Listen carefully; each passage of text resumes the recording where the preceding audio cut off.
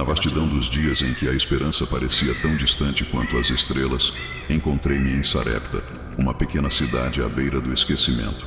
O sol, impiedoso, queimava a terra e as almas que nela caminhavam, enquanto a fome e a sede tornavam-se companheiras constantes. E foi ali, nesse cenário desolador, que o inesperado aconteceu. Eu, um homem sem nome, sem riquezas, apenas guiado pela fé, fui enviado para encontrar uma viúva, uma mulher cuja vida já havia sido marcada por perdas e cujo olhar carregava o peso de um futuro incerto. O que eu poderia oferecer? Um coração cheio de esperança e a certeza de que, mesmo nos desertos mais áridos, há uma fonte de vida que jamais seca. E assim, ao cruzar os portões de Sarepta, eu sabia que estava prestes a testemunhar algo extraordinário. Uma história que não apenas mudaria a vida daquela mulher, mas também tocaria o coração de todos que viessem a conhecê-la. Esta é a história da viúva de Sarepta, uma história de milagres, de fé inabalável e da provisão divina que chega no momento exato. Se você busca inspiração e deseja explorar mais histórias de fé e esperança, inscreva-se agora no canal Revelação e Esperança. Junte-se a nós nessa jornada de descobertas e fortalecimento espiritual. Que cada mensagem seja uma luz em seu caminho. Ao entrar na cidade, fui tomado por um sentimento de urgência.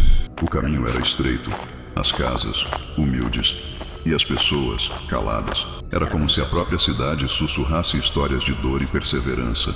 E lá estava ela, a viúva, recolhendo alguns gravetos na beira da estrada. Seu semblante era marcado pelo cansaço, mas em seus olhos havia uma chama, pequena, mas viva.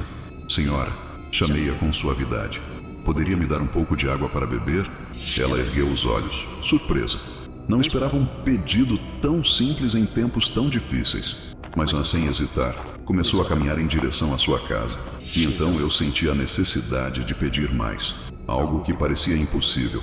Traga-me também um pedaço de pão. Ela parou, sua expressão revelando a luta interna que travava. Com uma voz embargada respondeu: juro pelo Senhor teu Deus que não tenho nenhum pedaço de pão. Só tenho um punhado de farinha em uma jarra e um pouco de azeite em uma botija.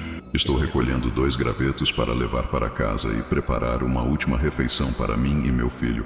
Depois morreremos. Suas palavras cortaram o ar como uma lâmina. A realidade que ela enfrentava era dura, e a sombra da morte pairava sobre ela e seu filho. Mas eu sabia que minha missão ali não era apenas receber, mas trazer uma mensagem de esperança. Não tenha medo, disse com uma firmeza que vinha do fundo da minha alma. Vá para casa e faça o que você disse. Mas primeiro, faça um pequeno bolo para mim e traga-o aqui. Depois, faça algo para você e para seu filho. Ela me olhou, confusa, quase incrédula. Como poderia atender a esse pedido quando tudo o que tinha era tão pouco?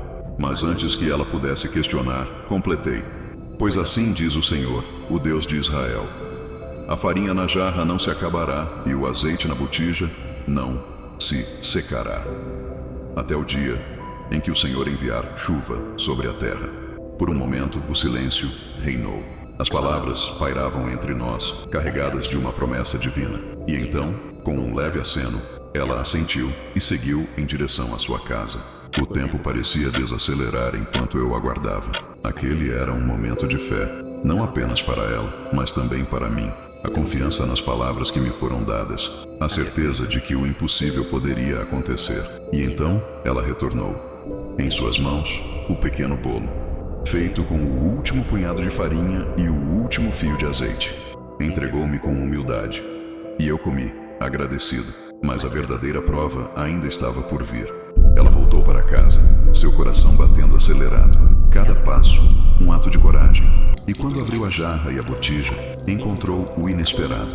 A farinha e o azeite estavam lá, intactos, como se nunca tivessem sido usados. O milagre havia acontecido, dia após dia, semana após semana. A provisão divina não falhou. A jarra nunca ficou vazia, a botija nunca secou. E aquela casa, antes marcada pela desolação, tornou-se um símbolo vivo da fidelidade de Deus. Essa história, que vivi e testemunhei, não é apenas sobre pão e azeite. É sobre a fé que transcende a razão, a esperança que se recusa a morrer, mesmo nos momentos mais sombrios. É sobre acreditar que, quando tudo parece perdido, há um Deus que cuida de nós, que provê em meio à escassez, que vê o que os olhos humanos não podem ver. E essa lição não é apenas para a viúva de Sarepta, é para todos nós. Quando nos encontramos nos desertos da vida, quando a provisão parece insuficiente e o futuro incerto, somos chamados a confiar, a dar o primeiro passo na fé, a acreditar que, assim como naquela pequena casa em Sarepta, o milagre pode acontecer em nossas. Se esta história tocou seu coração e você deseja descobrir mais sobre o poder da fé e da esperança, inscreva-se no canal Revelação e Esperança. Cada vídeo é uma jornada, uma oportunidade de encontrar forças nas promessas divinas e de renovar a confiança em um futuro abençoado. Que a história da viúva de Sarepta inspire você a acreditar nos milagres que Deus pode realizar em sua vida. Não esqueça de compartilhar essa mensagem e levar esperança a quem mais precisa.